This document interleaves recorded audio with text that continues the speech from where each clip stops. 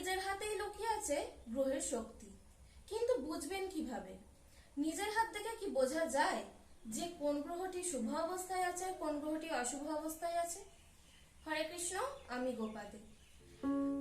গত 9টি ভিডিও ধরে আমি আপনাদেরকে বলেছি কোন গ্রহ শুভ অবস্থায় থাকলে কেমন ফলাফল পাবেন এবং কোন গ্রহ অশুভ অবস্থায় থাকলে কেমন ফলাফল পাবেন। কিন্তু গ্রহটি শুভ অবস্থায় আছে কিনা নাকি অশুভ অবস্থায় আছে এটা আপনারা কিভাবে বুঝবেন?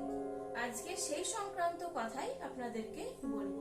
যদি কোনো গ্রহের ক্ষেত্র সুন্দর, সুগঠিত, পরিষ্কার এবং উঁচু হয় তবে সেই গ্রহটিকে শুভ বলে বিবেচনা করা যেতে পারে। গ্রহ ক্ষেত্রে বর্গ চিহ্ন, ত্রিভুজ চিহ্ন, লম্ব রেখা এগুলি থাকলে সেই স্থানটিকে শুভ হিসেবে বিবেচনা করা যেতে পারে। গ্রহের ক্ষেত্রে জাল চিহ্ন, ক্রস চিহ্ন, জব চিহ্ন, তিল চিহ্ন বা কোনো কালো স্পট যদি দেখা যায় তাহলে সেই গ্রহটিকে অশুভ বলে বিবেচনা করা যেতে পারে। কেবলমাত্র ক্রস চিহ্ন বৃহস্পতির ক্ষেত্রে শুভ আর গুহ্য ক্রস শুভ, কিন্তু গুহ্য ক্রস নিয়ে কোনো এক ভিডিওতে বিস্তারিত আলোচনা করব। কেবলমাত্র গ্রহের ক্ষেত্র বিচার করে সমস্ত হাতের বিশ্লেষণ করা সম্ভব নয়।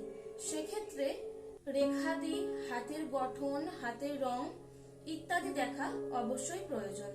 এবং সঠিক সিদ্ধান্তে উপনীত হওয়ার জন্য এই ভিডিওটি পুরোটি দেখার জন্য অসংখ্য ধন্যবাদ। এবং আগের 9টি ভিডিও আপনারা দেখলে অবশ্যই বুঝতে পারবেন যে কোন গ্রহ কেমন অবস্থায় থাকলে কেমন রেজাল্ট দিতে পারে।